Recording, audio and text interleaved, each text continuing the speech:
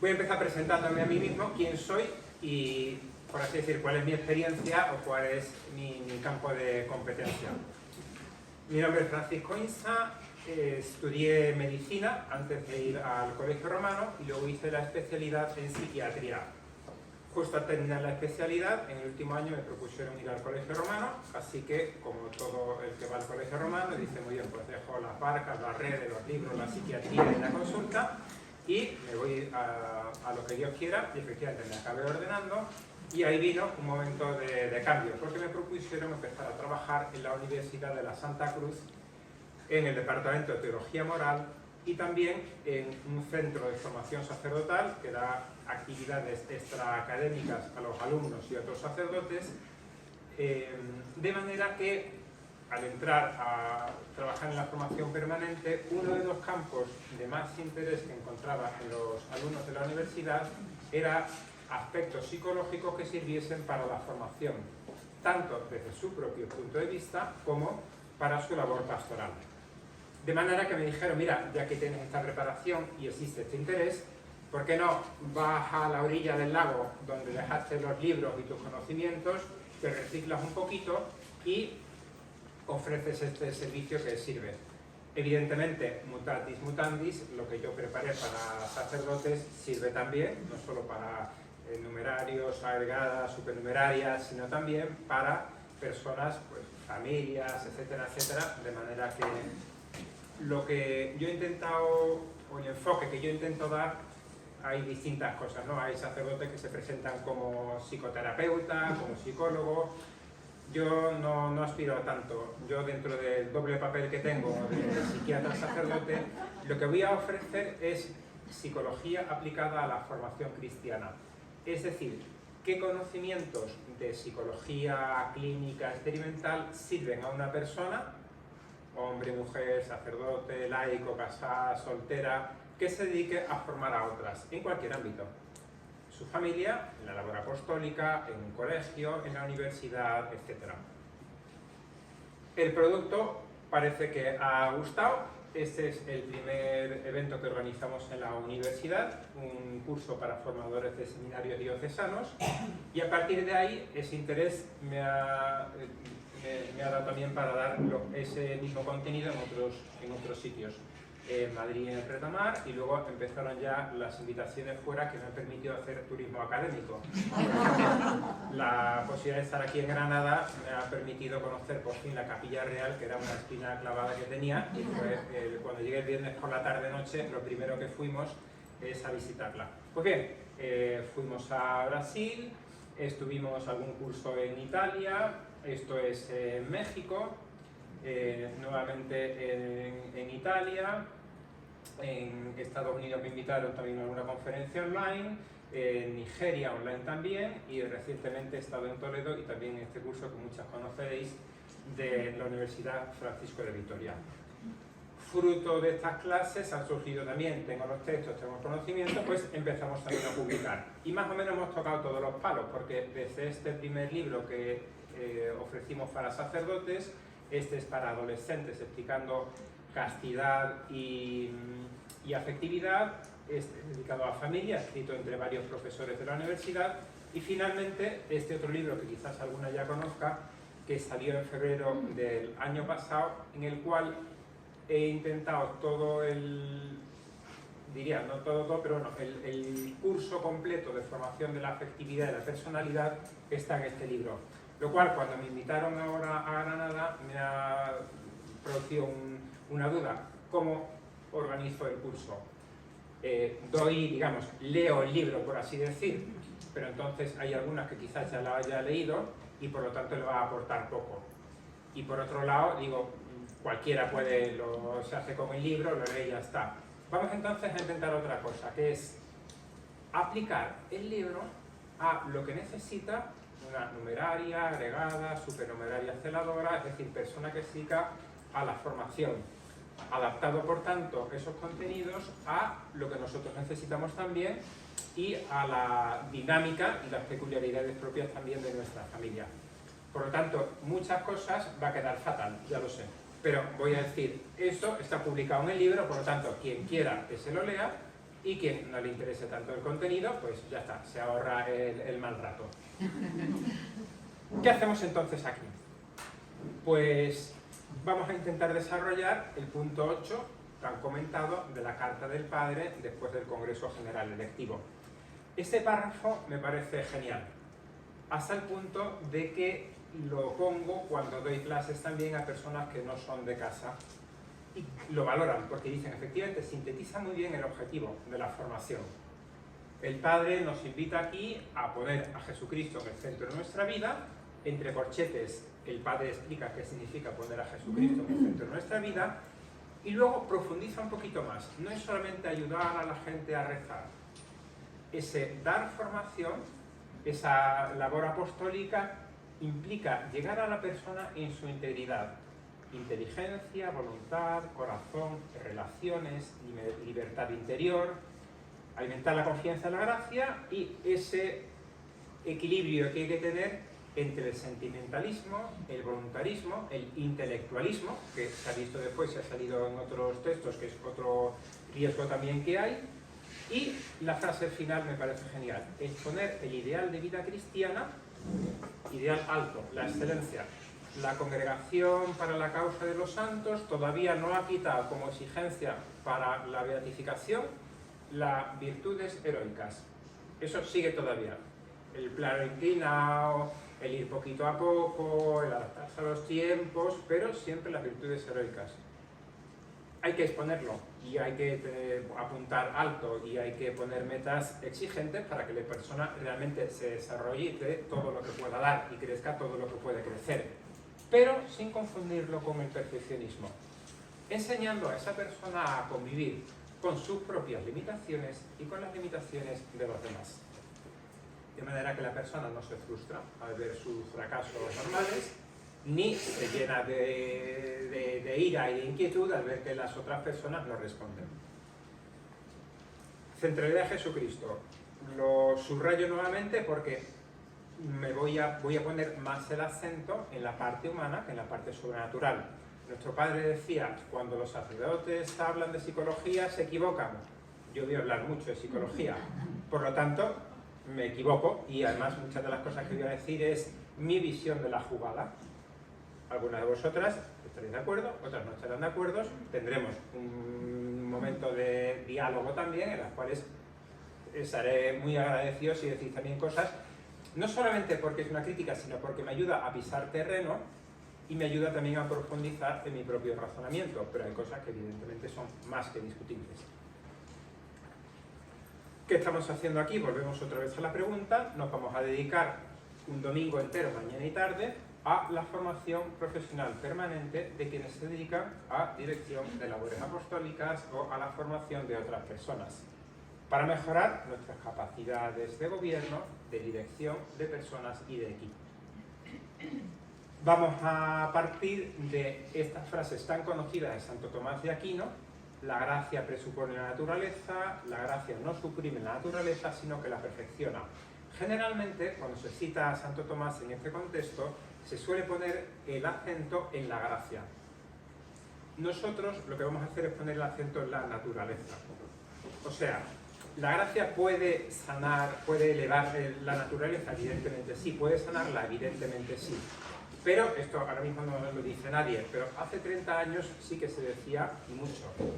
Una persona que tiene vida interior no sufre depresión, porque tiene la alegría interior, la paz, los recursos sobrenaturales, de manera que la persona que acaba deprimida, en cierto sentido, podría sufrir incluso una culpa añadida por decir, si he tenido una depresión, quiere decir que además me falta vida interior. De manera que algo hay mal en mi vida. Y en ocasiones la solución que se le ponía es, para salir de tu estado depresivo, reza más, la filiación divina, etcétera, cosa que evidentemente hay que hacer. Pero no va a arreglar necesariamente un trastorno depresivo. Habrá que ir al médico, tomar los antidepresivos, las pastillas, etcétera. ¿Puede Dios, puede la gracia curar un trastorno depresivo, la ansiedad, el síndrome del burnout, una inmadurez afectiva, una personalidad que se ha desarrollado de manera torcida por carencias en la infancia, en la educación, etc.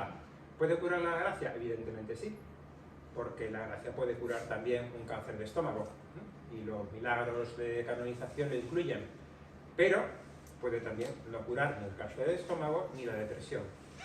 Por lo tanto, la gracia no suprime la naturaleza, la perfecciona. Pero ¿qué pasa? Si yo tengo una naturaleza herida o que no se ha desarrollado de manera normal, armónica, pues la gracia si lo que hace es elevar la naturaleza. Si yo tengo una naturaleza sana y además elevada, pero si yo lo que tengo es algo roto, si yo lo que tengo es algo sucio, levanto y tengo una papelera elevada, no tengo una papelera sana. Entonces lo que tenemos que hacer es, y lo que vamos a intentar aquí es ver cómo sanar naturaleza para que la gracia, al elevarla, tenga algo que sea atractivo, bello, sano, equilibrado, sereno, etc. Nuestro padre también hablaba de psicología, a la vez que decía que los curas no hablan de psicología y intentaba establecer bien los ámbitos. También hay que tener en contexto cuando nuestro padre estaba en vida y hacía críticas a la vez bastante fuertes sobre la psicología, porque en esos tiempos, en los años 60, 70, los vídeos que hemos visto de él, la psicología que estaba en boga era una psicología difícilmente compatible con el cristianismo. Era una psicología fundamentalmente basada en el psicoanálisis muy freudiano. Viktor Frankl estaba ahí y otros disidentes, pero hasta el 68 prácticamente no empieza la que se llama psicología humanista, que reconoce el valor de los bienes espirituales, y que no son sin más una sublimación de los impulsos y del individuo y tal, ¿no? Por lo tanto, era una psicología para tener con una cierta prevención. O bien estaba el conductismo, para el cual nosotros solamente éramos máquinas de input-output o reflejos condicionados pavlovianos de perros que van salivando porque le toca la campana. A medida que la psicología también ha ido reconociendo al hombre por lo menos algunas escuelas psicológicas, al hombre en su riqueza, se puede utilizar también en la formación cristiana y se ha visto que enriquece la formación cristiana. No se trata de que salgáis de aquí como expertas en psicología, muchísimo menos, no es este el objetivo, sino algunos conocimientos de psicólogos. Decía nuestro padre, nos obliga a ser psicólogos la responsabilidad de formación, pero con la psicología de las madres. Decía, esa madre que es capaz de ver cómo el hijo o la hija entra y dice, algo te ha pasado. ¿Qué es lo que ha pasado? ¿No? Que es que discutió con los amigos, que es que roto con el novio, que es que... Bien, esa sensibilidad, que hay gente que la tiene de forma más o menos natural y espontánea, y hay gente que se la tiene que trabajar un poco más. Sobre eso entraremos en la clase. Los que hemos recibido una formación, que supongo que seremos todos más aristotélico-tomista, estamos acostumbrados a la división cuerpo y alma, que sin duda es una visión más que válida. Sin embargo, para las cuestiones de afectividad y psicología es difícil encuadrarlas, porque claramente una depresión, por seguir con el ejemplo, no es una enfermedad del cuerpo, porque afecta mucho más allá de la persona, pero decir que es una enfermedad del alma inmortal que está llamada a estar con Dios, tampoco parece, ¿no? Y además al alma no lo vas a mejorar con antidepresivos. Por lo tanto, parece que hay ahí un campo intermedio que con esa división tomista o aristotélico-tomista es difícil de explicar. En mi opinión, se entiende mucho mejor con esta triple división que hace San Pablo, que deriva más bien de Platón que de Aristóteles y que luego es muy desarrollada, sobre todo por los padres de la Iglesia orientales, que habla de una división entre el cuerpo, que está bastante claro lo que es, el espíritu o neuma, que sería ese alma inmortal, y luego hay un estrato intermedio que sería el alma o la psique, que sería la base donde están los pensamientos, donde están los afectos, donde están las emociones, las pasiones, etc. Que tiene una base orgánica indudable, porque el cerebro se gasta o se sufre una contusión o lo que sea, y evidentemente el pensamiento y los afectos cambian y mucho. que influyen también en el alma, porque uno no reza igual cuando está de buen humor y alegre y contento que cuando está depresivo, cuando está ansioso. Son formas de explicar a la persona que a fin de cuentas la dividamos en 2, en 3 o en 10, es siempre una. Y con eso enlazamos con lo que decía el padre, de que lo importante es llegar a la persona en su integridad, independientemente de que utilicemos un esquema u otro. ¿Cuál van a ser la división de clases? Pues, como ya he dicho, lo he pensado bastante, sobre todo porque tenemos el libro este que es el que haría de referencia. Yo he sacado 6 temas que creo que no nos dará para ver en todo, porque también me gustaría que hubiese participación vuestra, que ahora veremos cuál sería el sistema. 6 temas que he destacado, que creo que son especialmente actuales en nuestros tiempos. Uno, básico, sobre personalidad y construcción de la identidad. Segundo, la crisis de los 40 en la vida interior.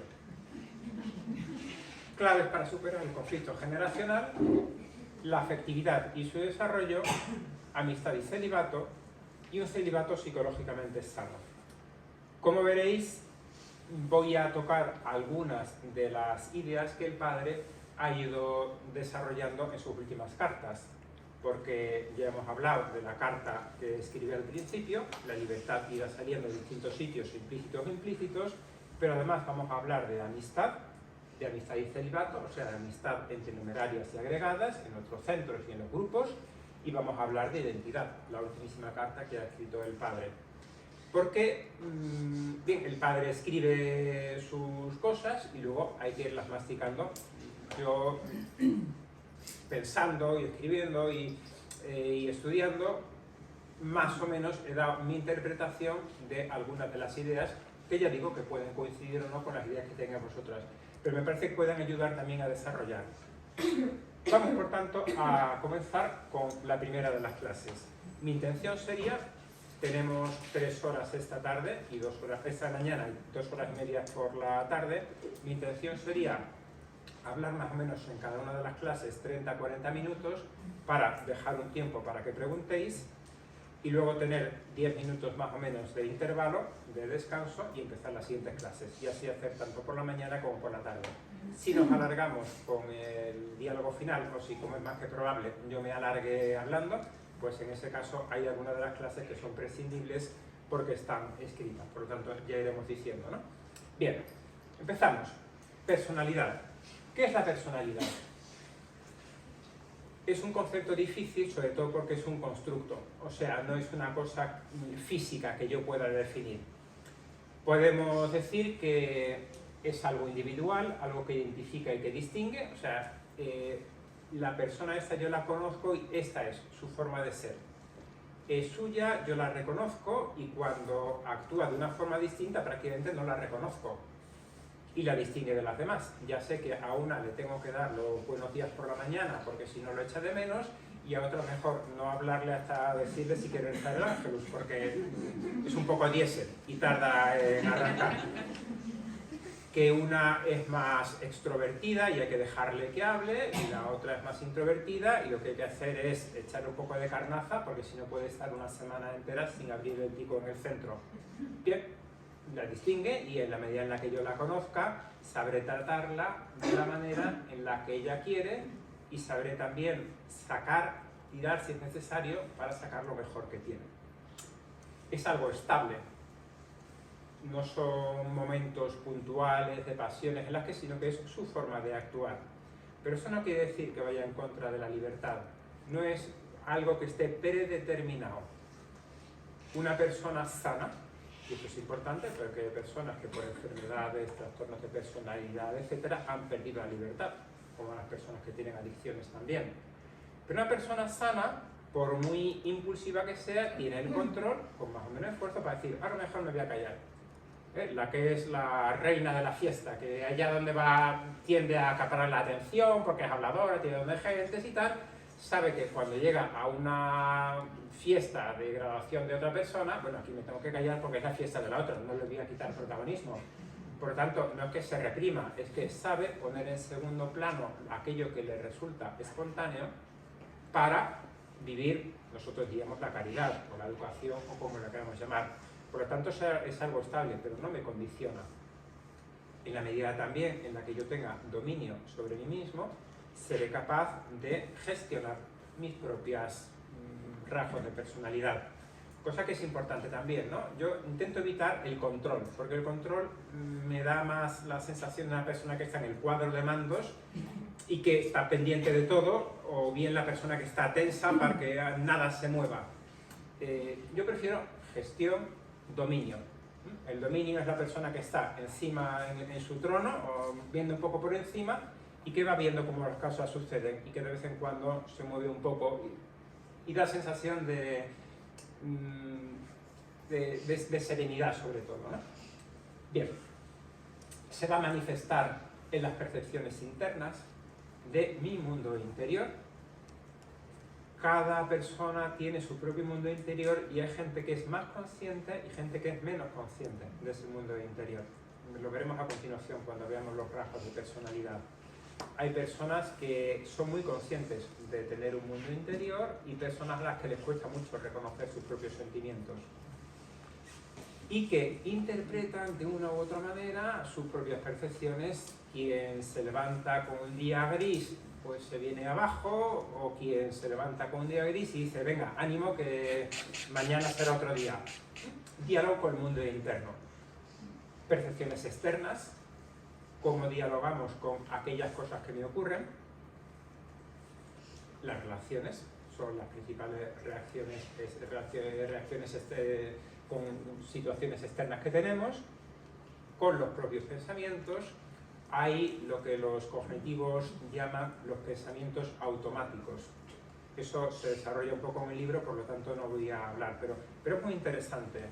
Cómo hay gente que el típico pensamiento del perfeccionista es: si no lo voy a hacer perfecto, es mejor no intentarlo. Y por lo tanto no va a intentar muchas cosas por miedo a fracasar, cuando si lo intentase llegaría al 8. No llegaría al 10, pero por lo menos llegaría a hacer una cosa, ¿no? Y si no llega al 10, si no al 8, se frustra y se siente mal y se compara, y bien, sería la personalidad perfeccionista, voluntarista, etc. Hay otra distorsión cognitiva que esta no la he incluido, la he encontrado después, y bien, porque es de otra escuela, pero en personas buenas o que intentan ser buenas la he encontrado con bastante frecuencia, que es: si yo hago las cosas bien, las cosas tienen que salir bien. Y si no salen bien, me siento desanimado. Bien, eso sin duda ocurriría en Adán y Eva antes del pecado. Pero en nuestro mundo no, porque hay situaciones que se escapan de nuestro control. Y gente buena, con una cierta ingenuidad, quizás en el ambiente un poco sobreprotector que encontramos ahora con gente joven se puede encontrar con más frecuencia. Gente que tiene poca resiliencia, se suele decir. La resiliencia es un término que inicialmente era psicológico de experto y que cada vez está entrando más como empatía, como autoestima, etc. en el diálogo general. Es la capacidad de reaccionar de forma positiva frente a los eventos negativos. Una persona sobreprotegida, una persona producto de la sociedad del bienestar, en la cual, gracias a Dios, estamos, porque no va a ser todo crítica. Bueno, la sociedad del bienestar ha permitido que podamos hacer más cosas, con más comodidad, que podamos tener un cierto control de la pandemia y que no sea como las pestes de la Edad Media, que se lleva por delante a la mitad de la población de Europa, y permite que podamos tener los cacharros electrónicos y que aumente la expectativa de vida. O sea que estamos, como decía nuestro padre, orgullosos de pertenecer a nuestro tiempo, y a la vez viendo que nuestro tiempo tiene también sus riesgos. Una persona que vive en esa sociedad del bienestar, del consumo, etc., va a tener necesariamente menos capacidad de reaccionar ante problemas porque habrá tenido menos problemas. Y ojo, porque los problemas, por decir, las responsabilidades, por así decir, no los problemas en sí, sino el tener que tomar decisiones, y decisiones importantes, ayuda mucho a madurar. Yo cuando tenía ya 12, 14 años, no me acuerdo, hubo dos momentos fundamentales en mi vida y en mi madurez. Uno fue cuando mi madre me dijo: no te coso más botones. Pero mamá, me voy a pinchar con la aguja, es tu problema. Yo te enseño una sola vez cómo se enhebra la aguja. A partir de entonces, botón que se te caiga, botón que te coses, o vas con la camisa sin el botón, es tu problema. Sois 4 niños, tengo mucho trabajo, así que ya te ha llegado el momento. Bien, un pequeño reto. Bien, es una tontería. El reto de verdad importante fue decir, oye, tu padre y yo vamos a recuperar otra vez nuestra vida personal matrimonial, lo cual quiere decir que los 2 chicos más pequeños, que tenían 5 o 6 años menos que yo, se van a quedar contigo. Así que tú les preparas la cena, tú te encargas de que estén acostados en su hora, si hay cualquier cosa nos llamamos por teléfono, no nos llamamos por teléfono porque no había teléfono móvil. Por lo tanto, si pasa algo, es tu problema, nosotros llegaremos a las 12 de la noche o a la 1 y hay de ti si te vemos levantado viendo la televisión. Bien, eso evidentemente ayuda a madurar, ¿no? Por el contrario, si una familia es más pequeña, 1 o 2 hijos, no te preocupes, no hagas esto porque yo lo hago por ti, etc., el chico va retrasando la toma de decisiones y va retrasando el momento de la madurez, lo cual influye en todo. Influye para tomar decisiones vitales, de cara a la entrega en el celibato, pero también de cara a la entrega en el matrimonio, de cara a elegir una carrera, de cara a las perspectivas profesionales, y tenemos gente más insegura, porque la seguridad se gana también tomando decisiones, metiendo la pata, y con eso ajustas para la siguiente vez que tengas que decidir. Si nunca has tenido que hacer decisiones importantes, vas a tardar mucho más en madurar. Y comportamientos. Pero como veis, los comportamientos los pongo al final. Quizás un estilo no solamente nuestro, general, ¿no? Yo, gracias a Dios, eso me ha enriquecido muchísimo, trabajar en la universidad y haber empezado por donde os he dicho, con formación de sacerdotes diocesanos, me ha ayudado a ver que muchos problemas que yo creía que eran de nuestro estilo formativo en casa, de como yo mismo había sido formado, y entonces eso quiere decir que nosotros somos, no. La mayor parte de las cosas son de mucho más amplias, y hay muchas instituciones religiosas o no religiosas que se están también replanteando su estilo formativo, como estamos haciendo nosotros, porque cada uno es hijo de su tiempo y tiene que ir evolucionando también en la medida en que los tiempos cambian y evolucionan. Por tanto, evitar un estilo formativo conductista. Haz esto o no lo hagas, sino que hay que ver también qué es lo que hay encima. Volveremos más adelante. La personalidad, por tanto, que es donde estamos, abarca todos los ánimos, todos los ámbitos de la persona. De manera que por dar algo parecido a una definición de personalidad, podemos decir que es un modo estable de relacionarse con sí mismo, autoestima, pensamiento, bajones, estados de ánimo, con los otros, con los demás, y con el mundo, con las cosas que ocurren y que pues, es culpa de alguien o no es culpa de nadie, pero tengo que entrar en diálogo con ellos.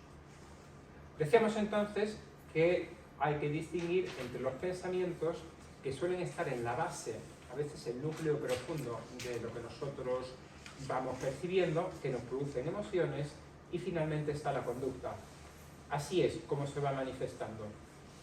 Y nosotros en la tarea de formación tenemos que intentar tirar hacia arriba. Nosotros vamos a ver conductas y si tenemos un estilo formativo superficial, diremos que cambien conductas.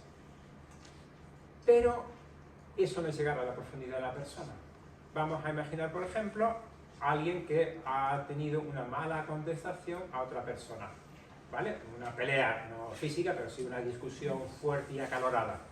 Oye, esto que le has dicho, habéis acabado ya en el insulto familiar a la hora de la discusión, el momento más álgido. No vuelvas a insultar a otra persona, vive la caridad, etcétera, etcétera. Vale, perfecto, es una forma de hacerlo. Pero bien, si le preguntamos, oye, ¿y por qué te has enfadado tanto? Pues además me parece que ha sido un poco desproporcionada tu reacción. Pues mira, porque me he sentido ignorada, porque me he sentido humillada, porque me he sentido despreciada, porque me he sentido... muy bien. Y entonces eso son emociones y pensamientos, ¿no? ¿Qué hay en la base? Y ahí está. Hay un libro muy interesante que mencionaré más adelante, que el autor es Gary Chapman, que se llama Los 5 lenguajes del amor. Quizá algunas de vosotros la habéis leído. Me ha resultado muy interesante. Me he leído este verano relativamente, la traducción relativamente reciente. Y este libro dice que cuando tú sientes que otra persona te ha herido, vale que quizás haya hecho mal esta persona, pero probablemente lo que ha hecho ha sido pisarte un callo. Y por eso ha saltado. Entonces tú puedes devolverle una patada y ya con eso llegáis al equilibrio de la fuerza, como en Star Wars. O puedes preguntarte, voy a mirar mi piel. Y entonces encuentro los callos. Y veo que esa persona me ha hecho daño, pero porque yo soy especialmente sensible en ese punto. Yo soy especialmente sensible en que tienen que contar con mi opinión. Es que siempre me ignora. Muy bien, pues, y si rascas un poquito, verás que generalmente tendemos a reproducir en la actualidad el estilo de relación con las figuras significativas que hemos tenido antes. Esto puede sonar a muy freudiano, y de hecho en parte lo es, pero es que además, en mi opinión, tiene razón. Es decir, que la persona que ha tenido dificultades de relación con las figuras de autoridad, es decir, el padre, que es la figura de autoridad habitualmente más simbólica, que puede ser el padre físico, pero puede ser la madre, pero puede ser el hermano mayor, pero puede ser la primera directora del centro. Sobre eso tuve un caso llamémoslo así, ¿no? Es que si no uno empieza a utilizar el lenguaje médico, como el médico con el que viví, cardiólogo, que llegaba a casa diciendo, hoy he tenido un infarto precioso, pero porque la ha sacado adelante, ha sobrevivido. No, se ha muerto, pero es que era un infarto de libro, o sea, que tal y como llegó, dije, A, B, C, D, infarto. Llegó, tuvo toda la evolución normal del libro y acabó muriendo, como dicen los libros, fantástico. Bien, entonces, un adolescente que me llega, de hecho, más adelante hablaremos un poquito de él, pero creo que puede ejemplificar, que era tremendamente rígido. Tenía 19 años, pero todo el horario, entonces estaba súper tenso, hasta que rompí un poco por la tensión, y estaba también, no patológicamente, pero sí estaba un poco tocado del estado de ánimo. Bien, entonces al verle su forma de funcionar, pues apliqué mis criterios y bueno, pues entonces tu padre era un rígido. Y dices, no, después de hacerlo, pues entonces probablemente tu padre fuese un poco autoritario, etcétera, y por eso tú, no. Pero, y bueno, pregunta sobre mi madre, mi padre es un caos. Ah, bueno, entonces a lo mejor han invertido los roles entre los padres. Tu madre era entonces una persona autoritaria, poco afectiva, hiperexigente, etcétera. No, mi madre era madre en sentido coloquial, o sea, era afectiva, tenía, hacía la voz de padre, pero no me invadía, algo falla, entonces, o sea, no, fuimos rascando allí. ¿Y quién ha sido? Y vimos que este chico que había pitado con 14 años y medio, él, su director del centro, que era quien llevaba la formación de los adscritos, les tenía todos así. Pero es que tenía que consultar a esta persona, a la cual quiero un montón, le tenía que consultar hasta para ir al baño, porque es que si un día no estaba puntual por la tarde me iba a estudiar, porque había quedado con amigos, porque estaba enfermo, porque mi madre me había pedido una cosa, ya me estaba llamando al teléfono diciendo, oye, ¿qué pasa? ¿Que no te he visto esta tarde? Y si iba a hacer un plan distinto del centro, pues bien. Total, que de un chico que era, digamos, naturalmente caótico, hubiese sido su evolución natural, tuvo ese momento en el cual, claro, es súper buen plan, claro, si el subdirector del centro de una vocación reciente, pues a todo, pero se fue rigidificando artificialmente su carácter. Entonces, bien, fue una labor no propiamente de psicólogo, tuvimos varias conversaciones en las cuales fuimos viendo, en fin, que se volviese a caotizar, en definitiva. No, de hecho fue bonito. Bien, aquí me voy a ir por las ramas, ya he dicho que me iba a alargar, pero claro, esto puede tener más valor que la teoría. Entonces, ¿por dónde fuimos con este chico? Pues fuimos a que no había pasado la crisis adolescente. Con esto adelanto también una de las clases. Porque había pasado de ser niño bueno en casa a ser adscrito modelo, a entrar en el centro de estudios, que es donde petó. Entonces, muy bien, tienes que pasar tu crisis adolescente, porque todos tenemos que pasar nuestra crisis adolescente. Si este chico no la había pasado con 14, 15 años, la tenía que pasar con 19.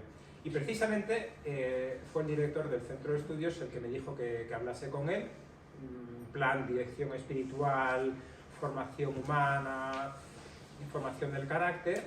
El chico estaba empezando a faltar a clases en la universidad, sin decir nada ni de las tertulias, etc. Y yo le dije, muy bien, ve, haz lo que quieras.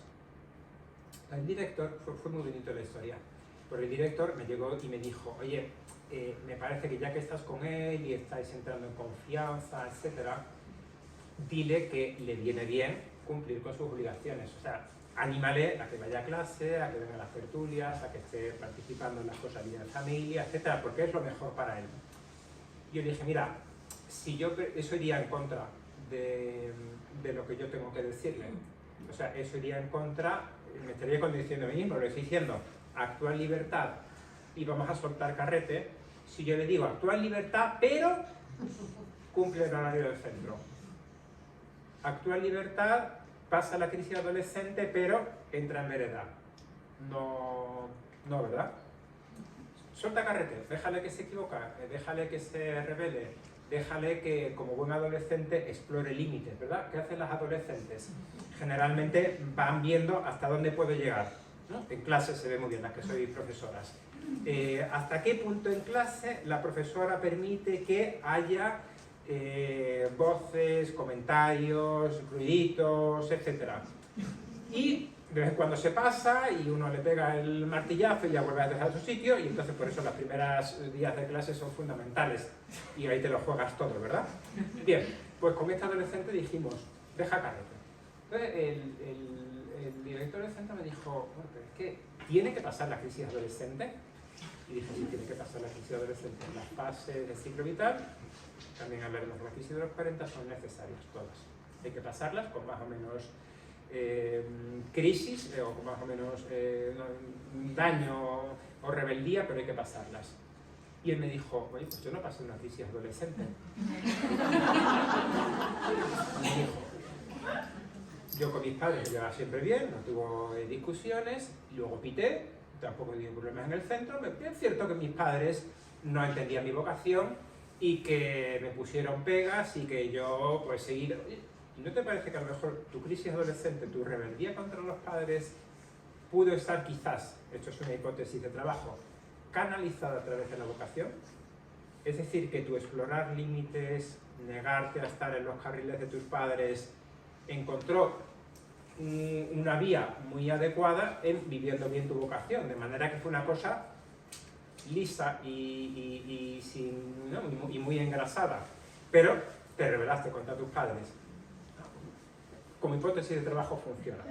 Bien, a dónde íbamos. A que hay que llegar un poco al centro de la persona, a ese. Bueno, por eso es importante, y más todavía ahora, en estos tiempos en los que hay tantas familias rotas, heridas, padres ausentes, aunque sean los dos supernumerarios, muy buenos, muy apostólicos, muy fieles a la judía de formación, pero a veces muy ausentes en casa, pues porque no saben, porque naturaleza y gracia son dos cosas al menos conceptualmente distintas y pueden tener mucha vida interior, pero ser tremendamente negligentes en cuanto a padres. Bien, total, que vale la pena ver cuáles son las heridas de esa persona.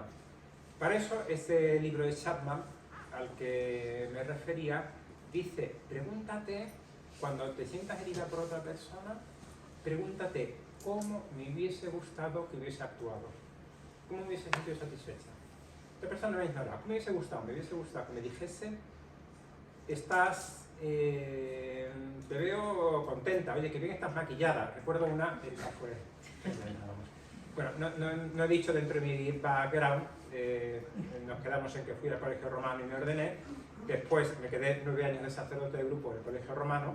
El curso pasado estuve sacerdote de grupo en el colegio romano de Santa María. Algo debí hacer mal porque me han echado este año. Una reestructuración del grupo, espero que no sea por eso. Y este año estoy en una residencia de sacerdotes alumnos de la universidad.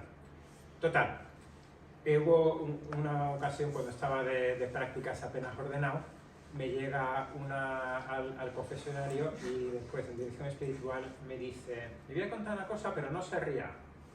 Y digo: no te garantizo nada. Dice: es que estoy enfadadísima porque he estrenado una blusa esta mañana y hasta ahora, que son ya las 6 de la tarde, nadie me ha dicho nada. Entonces, claro, la carcajada la escucharon desde el oratorio, ¿no?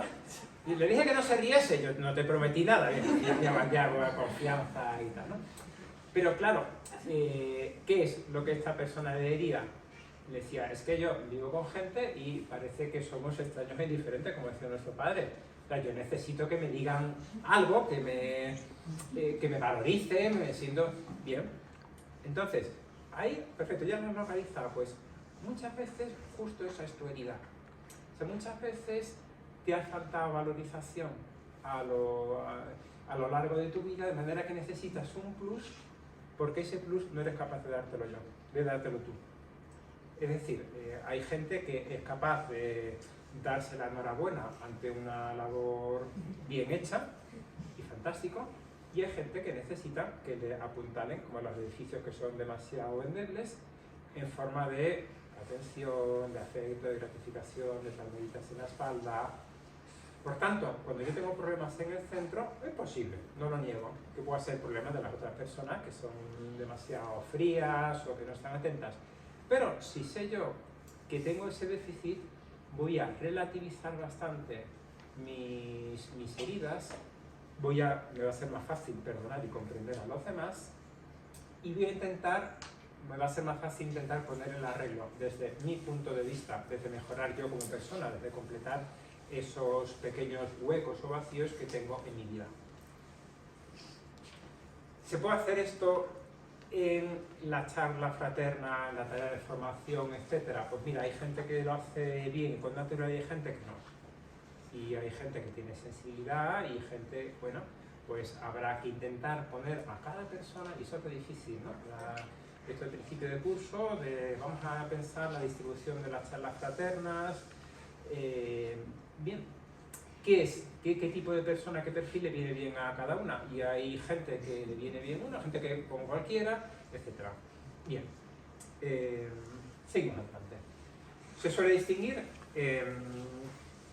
al estudiar la personalidad entre temperamento, que sería la parte más nuclear, biológica, que no es solamente los genes, sino que también son las experiencias más tempranas, más o menos hasta los 2 años, que eso configura mucho. Luego estaría el carácter, que tiene que ver con mis relaciones, colegio, amigos, tiene que ver con mis decisiones. Si yo al verme introvertido he hecho el esfuerzo por salir o me he quedado en mi cápsula y me he enquistado. Y entre temperamento y carácter forman la personalidad, que es lo que nosotros veremos.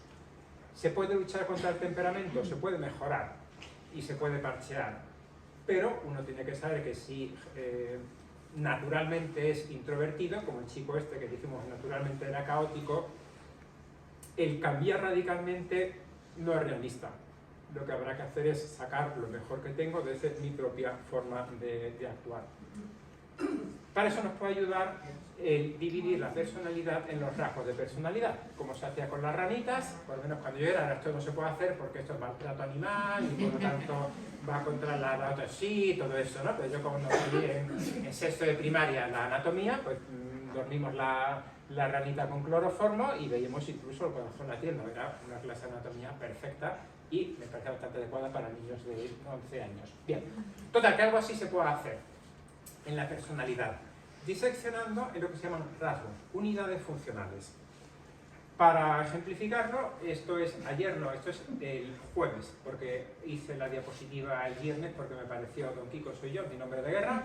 Esto es un alumno de la universidad que me escribe lo siguiente a mediodía. Estaba cerrando la preparación de estas clases y los líos de la universidad y del centro y me dice: quizá está ocupado, pero quisiera hablar con usted, necesito platicar.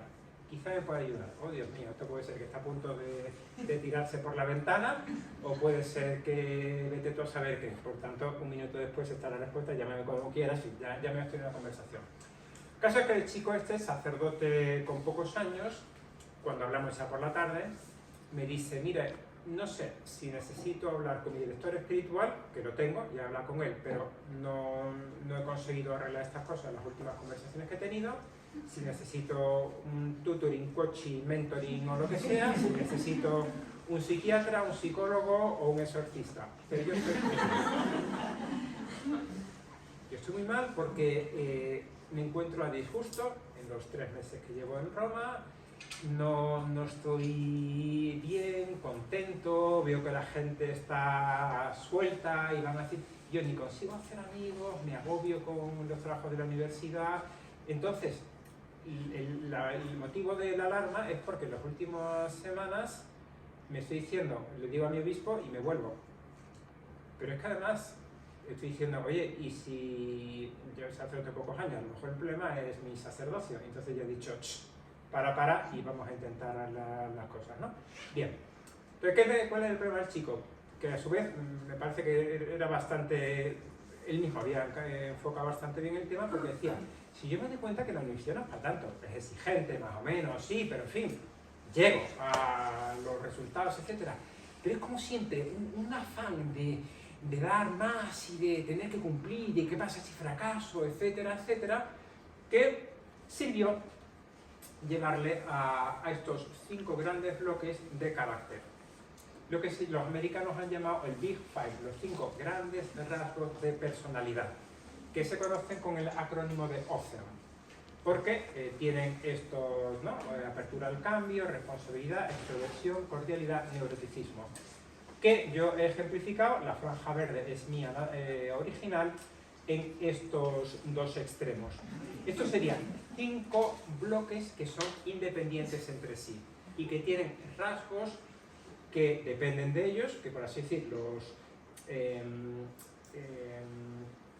los desarrollan, pero que uno puede ser más o menos cordial y ser a la vez introvertido o extrovertido, responsable o happy, a poeta e ingeniero. O sea, la curva va a cada uno, ¿no? Bien. Poeta e ingeniero. La persona que va al hecho, que, como se suele decir, se lleva mejor con las máquinas que con las personas, que es capaz de arreglar cualquier cosa, pero si tú le hablas que me siento mal, ya está en un lenguaje que no lo maneja, ¿no? ¿Me podrías poner un ejemplo informático? Que es que no lo entiendo. ¿Te falla el sistema operativo? ¿Lo tuyo se arregla con 3 en 1 o apretando otras clavijas?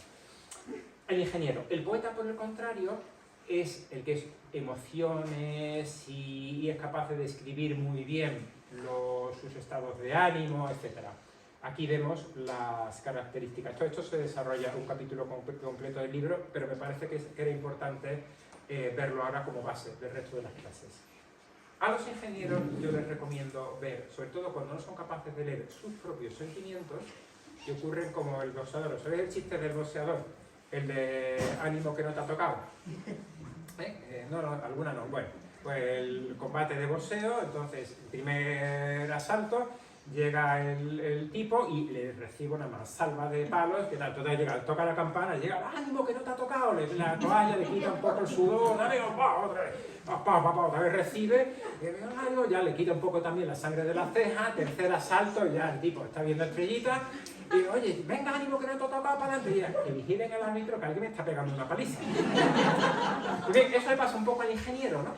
Que es el que no sabe exactamente qué es lo que le está pasando, pero como el chico este, necesito hablar con alguien porque me pasa algo raro que no lo sé.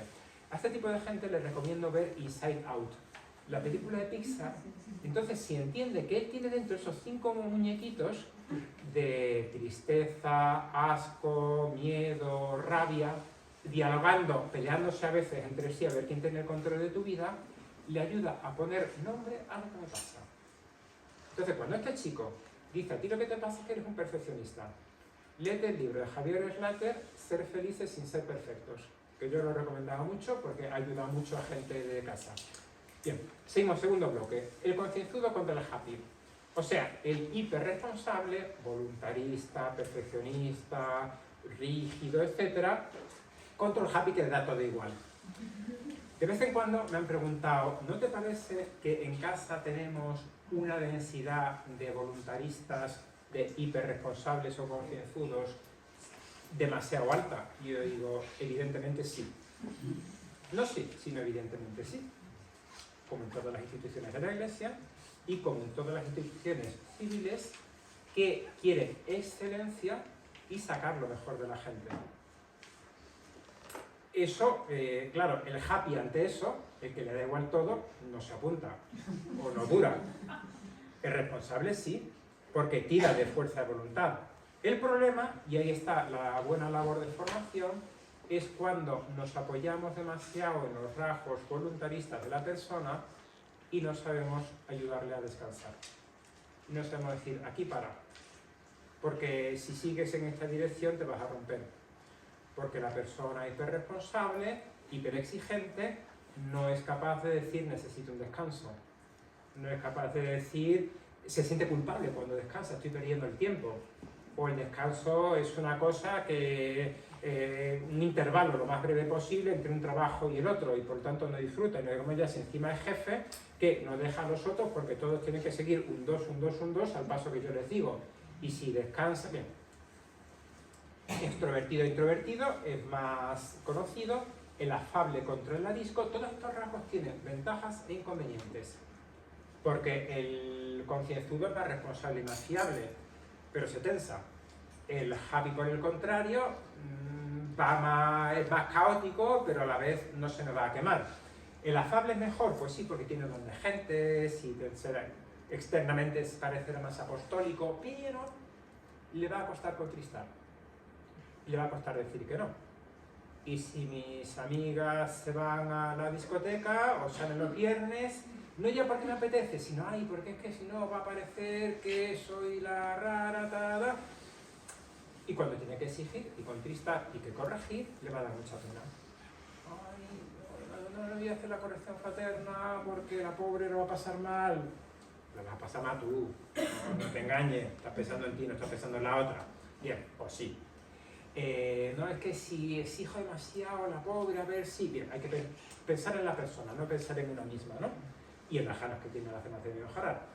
En la disco, por el contrario, es la persona súper directa. La FAM, que tiene las granaínas, que son más picariscas, ¿no? La de decir, si consigo decírtelo justo ahí en la herida mía, metemos el dedo, ¿verdad? Bien. Pero le es más fácil decir, le es más fácil corregir, le es más fácil ir contracorriente. Y en nuestra sociedad es necesario ir muchas veces contracorriente. El neurótico es la persona que es muy voluble y muy dependiente de su estado de ánimo actual, mientras que el ecuánime es la persona más estable. Pero tiene el riesgo de que, como yo le suelo decir a mis curas, es la persona que da el mismo tono de voz cuando tiene bodas, bautizos y funerales. Señor cura, meta un poco de patos en su homilía, porque es que si no... Bien. Entonces, ¿a dónde quiero llegar? Que el problema es cuando uno es extremo. En alguno, o en varios de estos rasgos.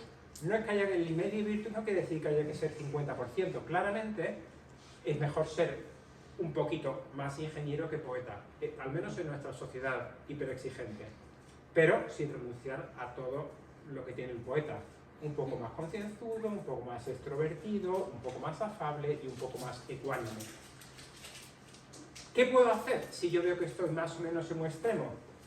Mira los rasgos asociados, porque no decir, oye, tienes que mejorar, tienes un mal carácter. No, oye, podrías mejorar un poco en asertividad, que es otro término psicológico que forma parte ya del acervo común, que es la capacidad de expresar sentimientos negativos de una forma socialmente aceptable.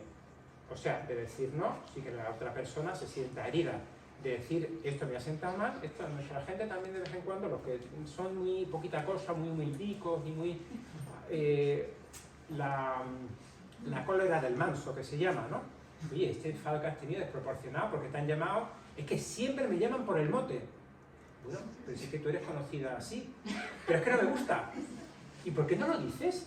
No, porque es que si lo digo parece que faltó la caridad, que no... Entonces, claro, la gente dice, pues le gasta la broma porque se ríe, pero por dentro está echando pestes. hasta que no aguanta y lo suelta, ¿no? Pues claramente tiene que ganar en asertividad. Bien, o en todos estos rasgos. Todo esto ya digo que está escrito. Y termino con otra característica de la personalidad, otro enfoque, por así decirlo. El Big Five sería uno, otro sería el locus de control, porque va a salir también bastante durante las clases. Locus de control externo. Yo causo mi dolor, yo puedo hacer algo para cambiar, yo tengo el control, yo soy responsable. Esto lleva a la proactividad. ¿Qué puedo hacer para mejorar mi situación? Que tiene también que estar equilibrado, porque si todo depende de qué puedo hacer yo, entonces caigo en el voluntarismo. Y sobre todo, nosotros como cristianos sabemos que hay un factor que no depende de mí, que es la gracia de Dios. Locus de control externo, es decir, el interno. Locus de control externo es que las cosas me pasan y yo no puedo hacer nada, todo está fuera de control. Sería el ejemplo del alumno que dice: he aprobado, me han suspendido. Si he aprobado, yo he tenido el control, yo he estudiado. Si me han suspendido, quiere decir que no tengo la culpa. Me ha suspendido el profesor, la culpa es de él. Por tanto, hay que estar equilibrado entre locus de control externo e interno, pero mejor derivar un poquito más hacia lo interno. Vamos a hacer aquí, si queréis, el parón, porque de hecho he dado solamente media clase.